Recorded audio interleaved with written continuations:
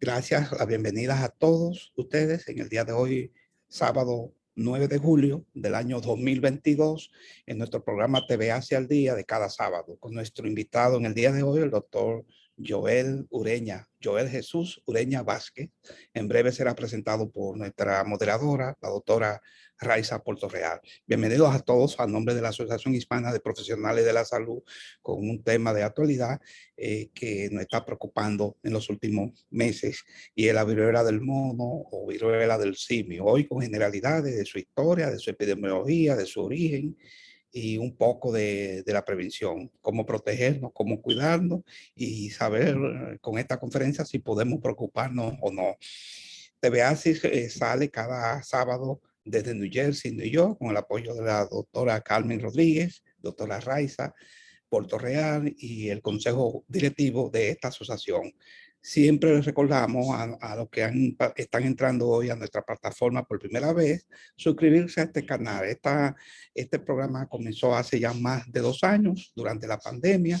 Si usted es nuevo y no conocía de esta plataforma, esta conferencia se graba y se pasa por YouTube. Nuestro invitado también está invitado a suscribirse al canal escribiendo ASIC TV o TV ASIC. Ahí pueden encontrarlo. También se le puede enviar por correo electrónico. El consejo directivo nuestro, siempre recordamos a nuestros fundadores, hace 33 años, el doctor Elisel Guzmán, doctor Bautista, doctor Williams, y los jóvenes ahora que nos apoyan, Carmen, Raiza, Leonor, y la doctora Rosa Lori, el doctor Teodoro Davis, que nos apoyan en esta labor de recibir a los inmigrantes de la salud, profesionales de la salud, para insertarse en el sistema de salud de Estados Unidos. También ahí estuvo la doctora Frances Robles. Cada miércoles también tenemos otro programa a las 8 de la noche. Se llama La Hora del Neurólogo. Están invitados a participar con temas diversos. Ahí nos apoya el doctor Williams y también Raiza, Carmen.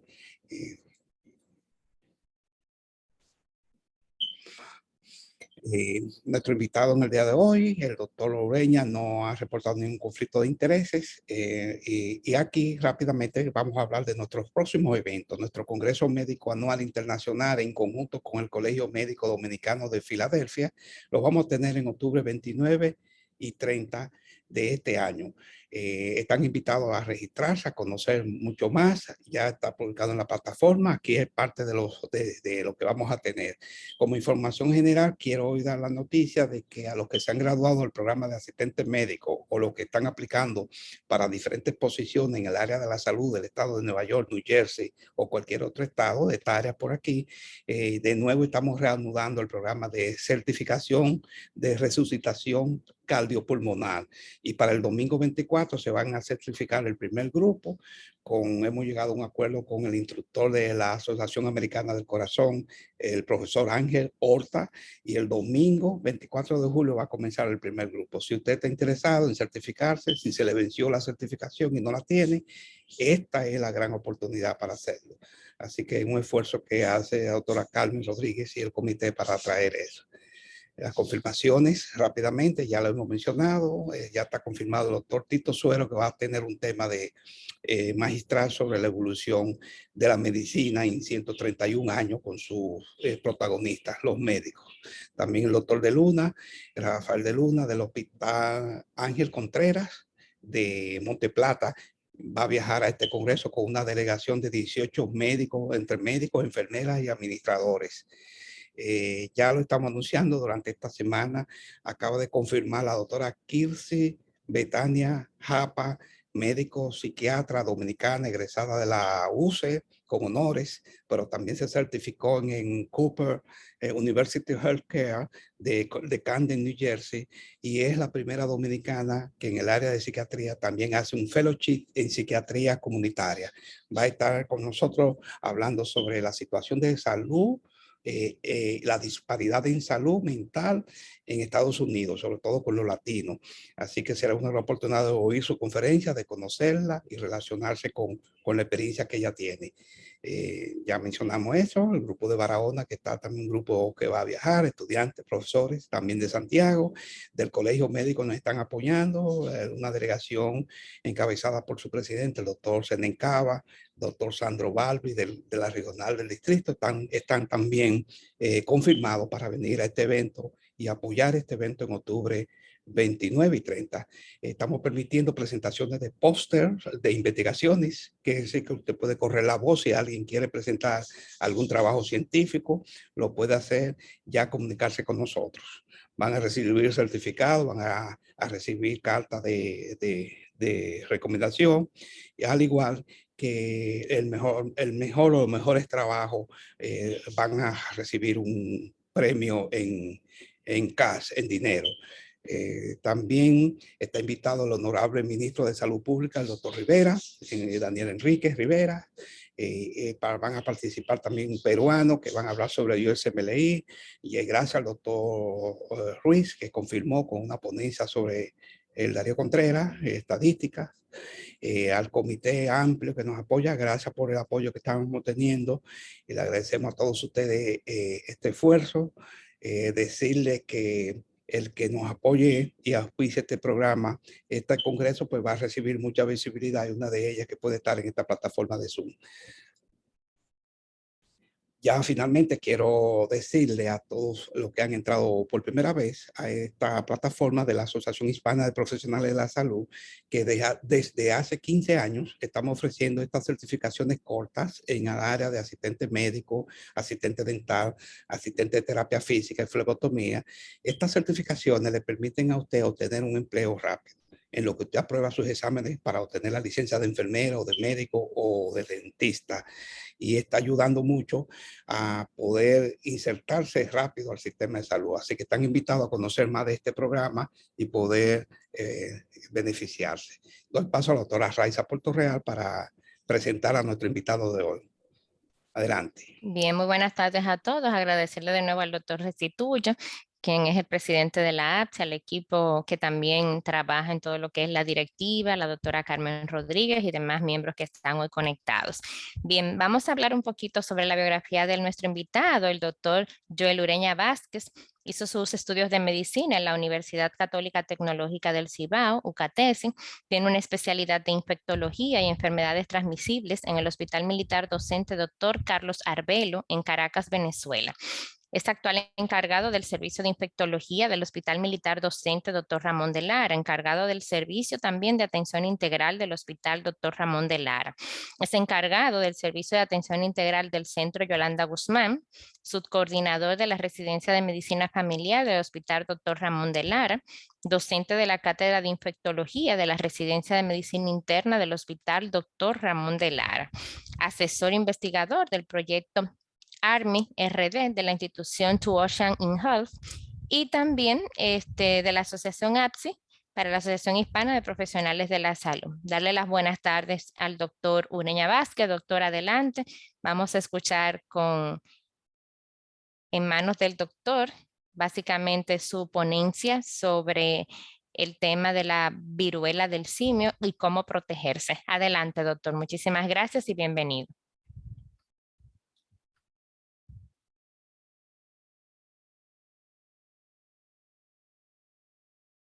Tiene el micrófono cerrado. Vamos a abrir el micrófono, profesor. Ahí puede intentar.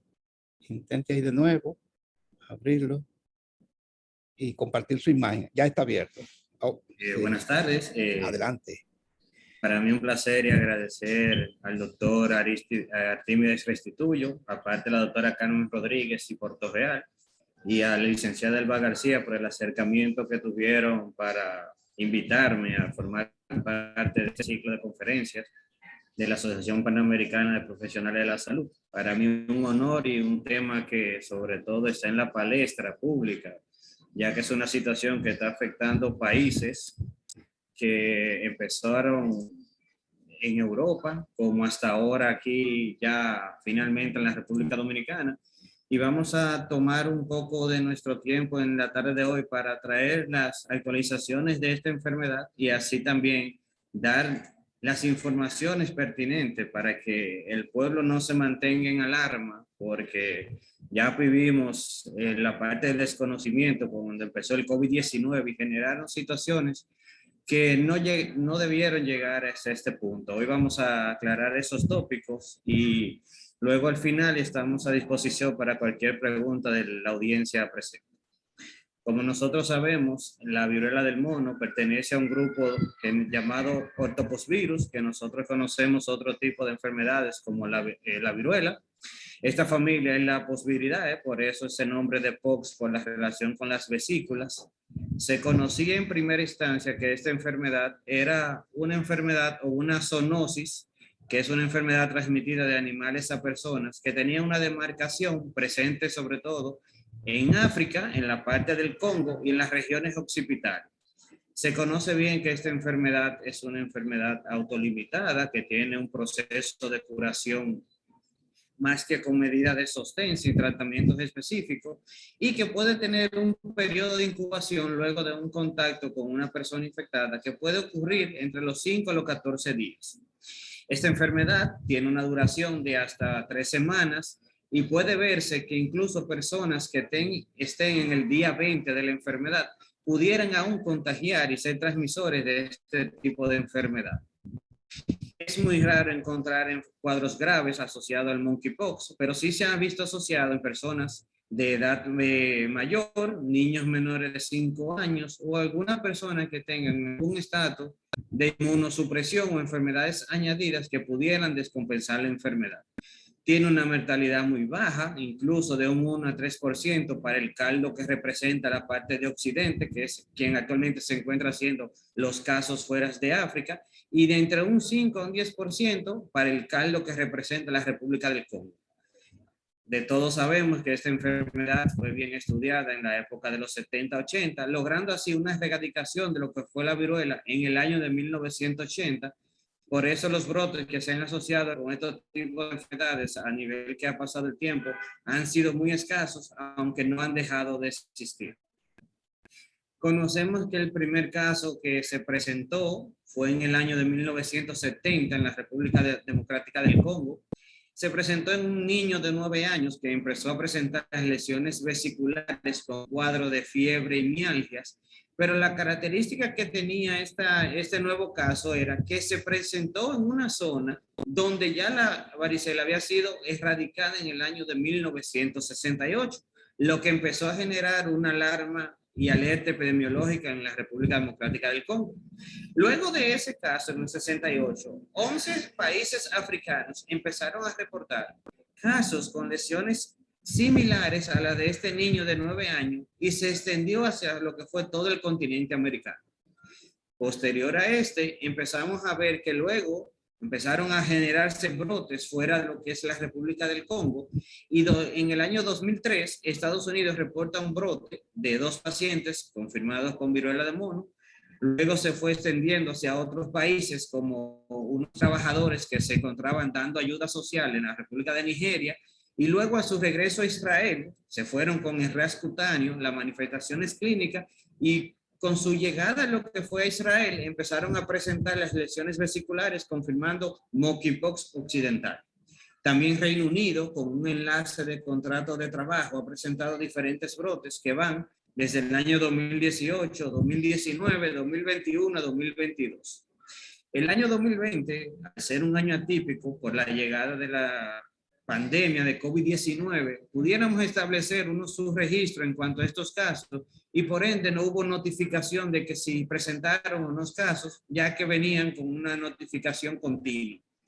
Ya para el año 2022 encontramos que países del entorno americano y de Occidente, sobre todo la región europea, que es donde mayor se encuentran los casos de monkeypox, representando en un 85% los casos, empezaron a notificar este tipo de enfermedad, ya así llegando hacia lo que es América Latina, con las notificaciones recientes en esta semana de países como Puerto Rico, Perú, Panamá y el del día 5 de julio de la República Dominicana ya ha confirmado nuestro primer caso. Cabe destacar que aunque el 5 de julio del 2022 el Ministerio de Salud Pública notifique el primer caso de monkeypox, en el año 2020 el Hospital Militar Docente Dr. Ramón de Lara teníamos un caso sospechoso de un chino de 58 años que había estado en contacto con personas positivas con el monkeypox de occidental y estuvo ingresado en nuestra sala de aislamiento por un lapso de 14 días con una evolución satisfactoria, siendo nuestro primer contacto en la República Dominicana notificado con un paciente de este tipo de enfermedad. Luego de eso, hasta el año 2022, no habíamos tenido una comunicación o una relación estrecha con estos pacientes. Podemos relacionar que parte de lo que son las brotes de esta epidemia se han asociado mucho contra la cobertura de la vacunación que se hizo hasta el 1980 en contra de la varicela. Y podemos observar en este cuadro que la población africana es la que menos porcentaje tenía de vacunación asociado a este tipo de enfermedad, donde posterior voy a tocar el tema de la relación que tiene que ver esta población tan baja de vacuna con lo que se está viviendo en la actualidad. Sabemos que en mayo del 2022, específicamente el 25 de mayo, empezó a notificarse lo que fue una alerta de un caso que se presentó en un paciente que estaba de vacaciones perteneciente al Reino Unido, quien estuvo trabajando en Nigeria desde el 28 de abril hasta lo que sería el 7 de mayo. Este paciente, luego de terminar su trabajo en Nigeria, regresó hacia el Reino Unido. ¿Qué pasó? Que el 29 de abril del año 2022, este paciente regresa al Reino Unido presentando un rash no específico de ningún tipo de enfermedad xantematosa en este caso, pero cuando llega a Reino Unido, sobre todo a la comunidad de Lagos, fue donde él estaba presente, el día 3 de mayo empezaron a presentarse lesiones vesiculares que se distribuían desde la mano izquierda hacia el tronco, que luego migraron a la espalda. Él inmediatamente, al tener la relación de este tipo de enfermedad que se presentaba en Nigeria, acudió al hospital de Guy's, allá en Reino Unido, donde fue evaluado y se levantó el centro epidemiológico de este paciente y de los contactos que acudieron en ese vuelo de trabajo, y de las secreciones que estaban emitiendo las vesículas en ese momento, ya que se encontraba en fase pustulosa, se les realizó una PCR en tiempo real para monkeypox, ya que es la prueba definitiva que se le hace a estos pacientes, donde el día 3 de mayo se confirma el caldo de occidente del monkeypox, confirmando que este paciente había emigrado con una enfermedad de mono activa. Actualmente, sin contar los casos ya confirmados por OMS en los diferentes países de América y del mundo, existen en la actualidad 2.333 casos que están activos con un contacto directo de algunas personas que están relacionados con el monkeypox, pero que hasta ahora no han tenido ninguna manifestación clínica, por tanto se mantienen en vigilancia y observación directa con un médico tratante y contacto con el Ministerio de Salud Pública de diferentes países, ya que no se ha determinado con totalidad los países que han notificado los casos de sospechosos. Podemos ver cómo empezó este nuevo brote de lo que diríamos una enfermedad del mono, donde Reino Unido y la parte europea reportaron la gran mayoría de casos. Este cuadro no se relaciona con la actualidad, ya que estos casos han ido aumentando. Y se estima que en la semana que culmina, estos casos han subido en casi un 77% con relación a lo que sería mayo, cuando se empezó a notificar. Lo que sí tenemos la salvedad de que ya existen 58 países que han notificado un caso positivo o un caso sospechoso de esta variante. Ahora, ¿dónde estamos actualmente?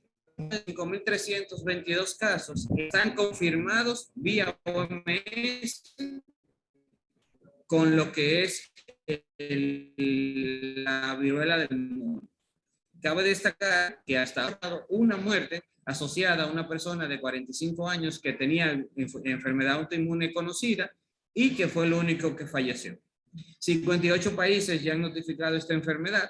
Y todavía para OMS no se considera una enfermedad o una emergencia con estos casos emergentes, sino que establece que sigamos con la vigilancia y la notificación de estos casos sospechosos, ya que esta enfermedad puede tener un control mayor que la ocurrido con el COVID-19, ya que presenta diferentes vías de contagio y pudiera tener un mejor manejo. República Dominicana presentó nuestro primer caso de un paciente que estuvo en Estados Unidos, quien estuvo realizando diferentes visitas a varias comunidades de Estados Unidos, en la parte de New York sobre todo, y el día 28 de junio este paciente empezó a presentar fatiga. En principio él no prestó mucha atención porque él duró 2 días varado en el aeropuerto debido a que su vuelo se retrasó y se asoció con esta estadía en el aeropuerto.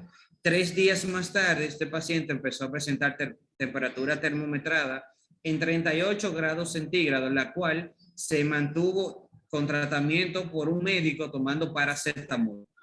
El día viernes 1, este paciente presentó lesiones vesiculares que se manifestaron en el miembro superior izquierdo, en la región de la cara, el tronco, la espalda y sus genitales masculinos. Este paciente el día viernes fue evaluado por el Ministerio de Salud Pública, ya que él notificó las lesiones y que su contacto en Estados Unidos había dado positivo para monkeypox, por lo que este acudió a epidemiología, donde se evaluó, se tomaron las lesiones pertinentes para las muestras de PCR y el día 5 de julio confirmamos el resultado de monkeypox asociada al caldo de Occidente, que es el que también se encontraba en Estados Unidos, siendo nuestro primer caso importado en la República Dominicana. Actualmente el paciente está ingresado en nuestra área de aislamiento, el Hospital Dr. Ramón de Lara, con una evolución satisfactoria, cursando hoy su 14 días de ingreso, ya actualmente con una sola lesión activa, sin sintomatología asociada. Este paciente está cumpliendo la vigilancia de los 21 días, que es la establecida en los protocolos internacionales, y gracias a Dios respondiendo de manera satisfactoria.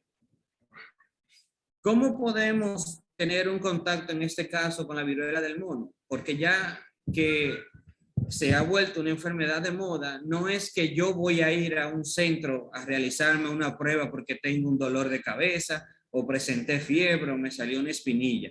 Tenemos que tener el cerco epidemiológico de este paciente y establecer las rutas para tomar las muestras. La principal vía de transmisión que tiene esta enfermedad es un contacto directo con una vesícula activa que se encuentre drenando su contenido hacia el exterior y un contacto con esta lesión a través de una lesión que haya afectado los métodos de barreras, como lo es la piel o otro tipo de lesiones presentes en un cuerpo. Se estima que esta lesión, esta enfermedad puede ser transmitida por animales o también de persona a persona. Se ha asociado mucho que, sobre todo en Europa, la parte que corresponde a la vía sexual está tomando un gran auge debido a que se han documentado casos de personas que han tenido relaciones íntimas confirmadas con monkeypox y han podido transmitir, aunque no es una vía confirmada, pero está tomando gran auge lo que sería esta vía. Tiene que haber un contacto directo con lo que es sangre, líquido corporal que de una persona contaminada, un contacto piel a piel o en dado caso un animal que esté infectado que podamos tener contacto con él. También existe otro medio de transmisión que si es de madre a hija, también conocido como viruela símica congénita, y la parte sexual que es la que está creciendo con mayor fuerza en los últimos tiempos y es la que se asocia al primer brote realizado en España en mayo de este año. ¿Qué debo vigilar de una persona que haya tenido contacto con una persona con monkeypox? Existen 2 fases de tratamiento. Existe la fase invasiva, donde podemos encontrar una fase prodrómica de síntomas, donde podemos encontrar fiebre entre 38 a 39 grados Celsius, cefalea, mialgias, lumbalgia y una astenia, una fatiga intensa. También una característica que la diferencia de la viruela es que estos pacientes que presentan monkeypox presentan linfadenopatías, sobre todo cervicales y axilares, que pudieran darnos una sospecha clínica de un paciente que haya tenido un nexo para monkeypox. Luego de la fase prodrómica encontramos la fase de la erupción cutánea, que esta puede ocurrir entre el 1er y 3er día luego de haber iniciado la fiebre. Estas lesiones tienen la característica que pueden pasar de ser una vesícula a una pápula, a una lesión pustulosa, que es la fase más infectante de la lesión, cuando ya la vesícula está llena de pus. A diferencia de la varicela, estas lesiones no respetan ninguna zona del cuerpo, siendo la cara el área más afectada. También podemos tener manos y pies, y en un 20% el área genital, como pudimos observar también en el caso de la República Dominicana. Estas lesiones son infectantes desde que son vesículas, incluso hasta cuando están en fase costra. Por eso, un paciente que, aunque de manera satisfactoria haya remitido lo que son las vesículas, las pústulas, pero que aún se encuentra en fase de costra, pueden transmitir lo que es el virus monkeypox hacia una zona o una superficie y mantenerse cierto tiempo y posteriormente ser infectante. Por eso estas ropas y estos materiales que se utilizan con este tipo de pacientes deben ser manejados como una muestra potencialmente infectante y usar las vías de un material de alta contaminación. No debería existir complicaciones en personas que tengan monkeypox, pero la más frecuente que se pueden encontrar son neumonías, sobreinfección como sepsis en casos graves, y encefalitis y ceguera, mayormente asociado a lo que es el monkeypox congénito. El diagnóstico de esta enfermedad es un diagnóstico de sospecha, porque si yo evalúo a un paciente que viene de una ciudad de Santo Domingo, por ejemplo, Cristo Rey, y me presenta fiebre, dolor de cabeza, astenia, yo pensaría en una enfermedad endémica, un COVID-19, antes de yo sospechar de un monkeypox. Ahora, si este mismo paciente me dice que viene de Europa, que viene de África, que se mantuvo en contacto con personas que tenían lesiones, es donde yo debo prender el bombillo y empezar a hacer la evaluación continua de este paciente para poder levantar el cerco. Luego de una buena evaluación clínica, podemos encontrar que la linfadenopatía me debe dar un mayor sospecha en estos pacientes que han tenido contacto con estos pacientes con vesículas, y luego de evaluar las vesículas, ver cuáles son las lesiones más activas. En el caso de realizar PCR monkeypox, siempre se debe tomar una o dos muestras de diferentes vesículas, y me explico. En el paciente que tuvimos en República Dominicana, tomamos 4 muestras de las vesículas, siendo positivas solamente una de las 4 lesiones. Ese paciente presentó 12 lesiones activas al momento de la evaluación, y tomamos de las 4 zonas más principales y solo la de la región de la cara dio positiva. Esta muestra debe ser tomada de las vesículas, puede ser de las pústulas o, en su defecto, tomar una parte de la costra, y también puede realizarse la PCR. La biopsia es un método bastante extremo, casi nunca se llega a realizar lo que es la biopsia, porque se puede obtener un diagnóstico establecido ya con la PCR en tiempo real.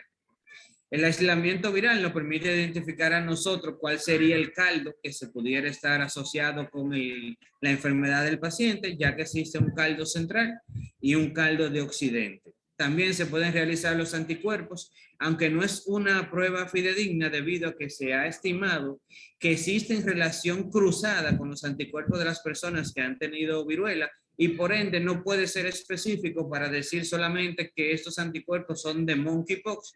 Por eso la clínica epidemiológica, el nexo y la PCR son los principales métodos de diagnóstico para nosotros confirmar un monkeypox. No existe un tratamiento fijo para lo que sería la enfermedad de monkeypox, sino que el tratamiento va a ser de sostén. Es un tratamiento que va, a medida que va la evolución del paciente, él me va pidiendo lo que necesita. Si tengo fiebre, trato la fiebre. Si tengo mialgia, voy a la mialgias. Si hay complicaciones, ir tratando las complicaciones. Pero un paciente que con buena hidratación, buena nutrición, debe ser autolimitado sin llegar allá. Ahora, los antibióticos solamente se deben administrar cuando el paciente tenga signo de coinfección o se haya documentado una infección bacteriana debido a una causa de inmunosupresión que éste pueda tener. Existen tratamientos antivirales que están tomando nombre en cuanto a lo que es el nuevo brote europeo, donde el cidofovir es parte del tratamiento de elección. Para América y parte de los países que han tratado a estos pacientes, el tecovirimat es el antiviral que se está utilizando. Ha presentado buenas respuestas en base al tratamiento con un acortamiento de lo que son los síntomas en un periodo de 72 a 96 horas, sabiendo de que este paciente puede durar 21 días con este tipo de lesiones, y es el tratamiento que también se está empleando en República Dominicana con un contacto directo con el Ministerio de Salud Pública, DIGEPI, para la solicitud de este medicamento. Si el paciente presenta con infecciones que lo deban mantener hospitalizado, entonces también podemos ir tratando las complicaciones a medida que este paciente vaya evolucionando. Como bien comenté, es una enfermedad que en sentido y a nivel mundial tiene una letalidad muy baja. Se estima que la letalidad debe ocurrir entre un 0 y un 11%, siendo relacionada entre el 0 y un 3% al monkeypox del Canto de Occidente, que es el del brote actual, y entre un 5 o un 11% en el caldo del Congo, que es el que más tiene complicaciones. Dentro de las personas que más puedan tener complicaciones y letalidad mayor, se asocia a los niños del Congo debido a las condiciones que todos sabemos que presenta el continente africano, a diferencia de otros países, la cual no vamos a tomar en cuenta aquí. La OMS, junto con la evaluación de FDA y la Asociación Europea de Medicamentos, se reunieron el 23 de junio para hablar sobre posible vacunación sobre esta enfermedad, a sabiendas de que desde el año 1980 la producción masiva de vacunas contra la viruela se han ido disminuyendo porque fue una enfermedad erradicada en el 80. En Europa, el Livanex, el Jynneos, el Livamune, el Vivarium Nordi, fueron las vacunas que se aprobaron que pudieron tener relación directa con los brotes establecidos, ya mencionado al inicio de la conferencia, y que se ha presentado porque está aprobada por la Unión Europea de Medicamentos, pero la FDA, que es la que rige los medicamentos aprobados a nivel de América, aún no ha extrapolado esa aprobación hacia las Américas y por ende no estamos utilizando estas vacunas. Aunque cabe recalcar que Estados Unidos en el brote del 2003 utilizó lo que fue el LACAM 2000 en el brote que ellos presentaron con los pacientes de ese año. Una ventaja que no se ve casi en ninguna de las enfermedades es que las personas que tienen mayor de 50 años tienen una relación directa porque recibieron vacunas contra la varicela antes de la década de los 80 y se estima que estas personas que recibieron estas vacunas tienen hasta un 85% de protección con relación a la viruela del mono. No significa que van a estar exentos de no recibir la enfermedad, ya que ese 15% puede ser suficiente para padecerla, pero dentro del cuadro de desespero como medida, las personas que pasan de 50 años no califican como población de riesgo para recibir la vacuna que actualmente se están utilizando en Europa y que están siendo mayormente recomendada en población de riesgo como personas del género HCH, personas con sistema inmune comprometido y que tengan un mayor riesgo para padecer esta condición. En base a la medida preventiva, y es donde más énfasis se debe hacer para esta enfermedad, ya que con prevención es más que suficiente para poder controlar y hacer que esta enfermedad no se vuelva una pandemia como ocurrió en el año 2020 con el COVID-19, sí se recomienda la higiene personal en personas que presenten estas lesiones que deban cuidarse más, evitar un contacto directo con las personas.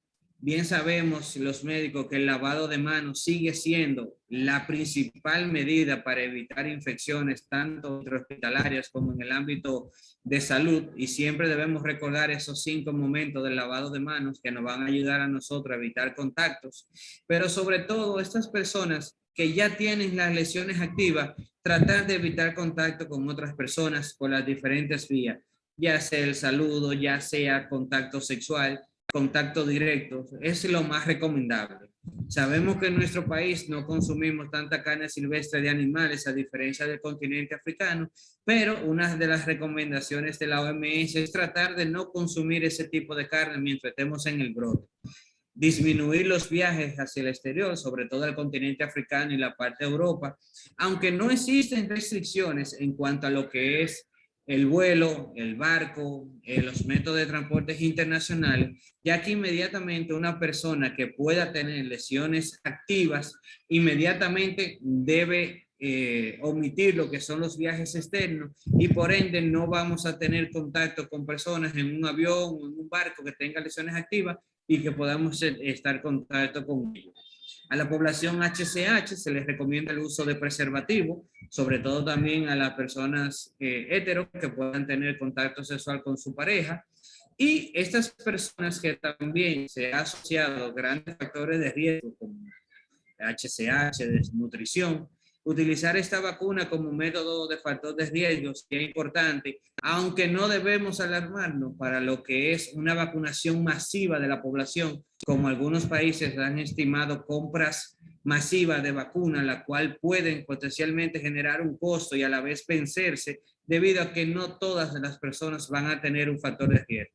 El personal médico, siempre que va a evaluar un paciente que sea potencialmente infectado, o la utilización del equipo de protección personal y lo que es la aplicación de los lentes, aunque no se recomienda un 100%, puede que alguna gotita pueda salpicar y llegar hacia la vía ocular, por ende utilizar lentes al momento de evaluar a estos pacientes hasta que se demuestre lo contrario de que no tenga una enfermedad infectocontagiosa.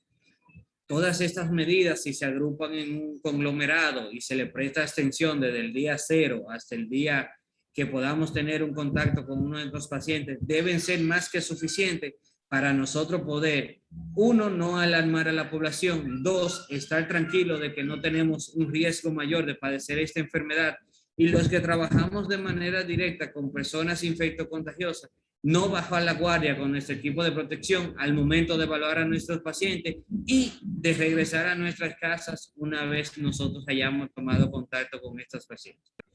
Como yo siempre digo cuando termino una conferencia, prevención es trabajo de todos, no solamente es trabajo del personal médico que se encuentra de manera directa relacionado con tratar a estos pacientes, sino que debemos ser portavoz de la información hacia mi vecino para que mi vecino la siga replicando y aplicar las buenas conductas, que es lo que nos va a ayudar a nosotros a poder tener un mejor control de enfermedades y poder aportar a la población tranquilidad en momentos de crisis, que es lo que nosotros queremos hacer.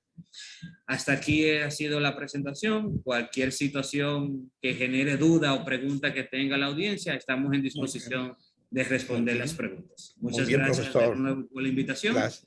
Gracias a usted. Muy bien, gracias a usted. Excelente, brillante presentación. Raiza, doctora Porterreal, vamos a abrir los micrófonos. Sí, adelante. Para el que tenga alguna pregunta. A todos ustedes. Si alguien quiere hacer alguna pregunta, puede abrir su micrófono o levantar la mano. Doctor Ruiz. Gracias, José Ruiz. doctor Ruiz, por sí. aquí. Gracias. Sí, adelante. Gracias, doctor Ureña, por su excelente dato que nos ha dado para irnos verificando y tener en cuenta esto que no debe ser una alarma. Me preocupa un poquito, Ureña, que tú dices que puede llegar hasta un 11% en los países africanos, 3 a 5% en Occidente, por ciento de letalidad. Yo creo que por ciento de letalidad 3 hasta un 0 hasta un 11 es mucho. Siento que es mucho porque no es lo mismo 11, 0, 5, 7, 11 casos por cada 100,000 habitantes a 0, 7, 5, 7, 10, 11 por ciento. O sea, 11 de cada 100. Es el dato, 10, 11, 7, 11 por cada 100,000 habitantes. Como también se puede leer.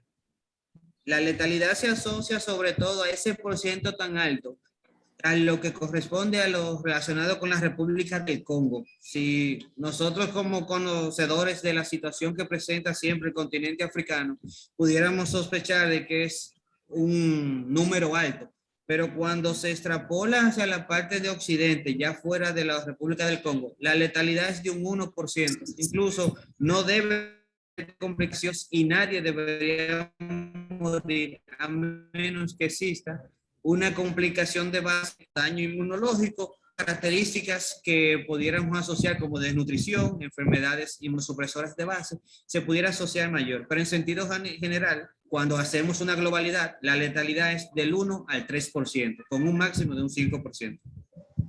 Exacto, pero entonces sería con el acápite de ponerle a personas de trastornos inmunológicos comprometidos, desnutrición, para llevarlo un poquito, porque el 3% de cada 100 3, yo me lo encuentro mucho. Cuando tú lo llevas a millones, es mucha cantidad. Gracias, Sí. doctor. Gracias. Gracias, doctor. Está el doctor José Pérez también. ¿Puede abrir su micrófono, José? Buenas tardes. Buenas tardes. Quiero felicitar al disertante porque fue una charla muy instructiva y que se entendió.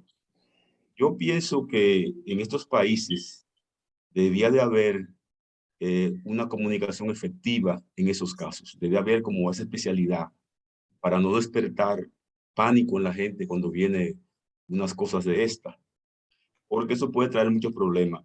Si yo tuviera la capacidad, el conocimiento, yo me gustaría investigar los trastornos psicosomáticos o enfermedades psicosomáticas, porque pienso que muchas de estas cosas se desarrollan en enfermedades psicosomáticas o trastornos psicosomáticos.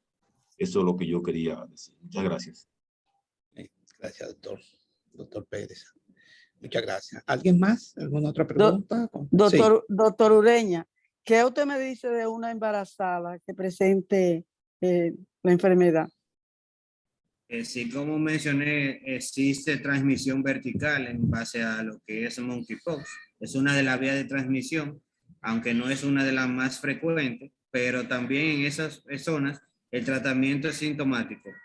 Sabemos que es una enfermedad autolimitada y las embarazadas hay que prestar mayor atención en ellas por el riesgo de transmisión vertical, pero no debe haber secuelas más que si la madre tiene complicaciones mayores que se pueden asociar a la encefalitis neonatal y en su defecto ceguera, que han sido los casos más graves que se han asociado con transmisión vertical en personas con monkeypox. Pero en sentido general, cuando se extrapolan los casos, por ejemplo, casos de embarazada que se notificaron en Europa, cursaron su aislamiento en cuanto a monkeypox, sí, gracias a Dios, sin ningún tipo de afección fetal.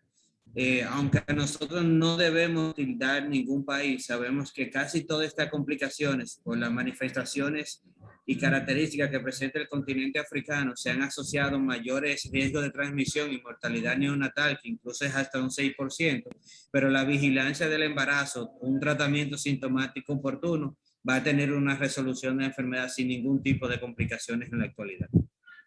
Gracias. Gracias, doctor. Gracias.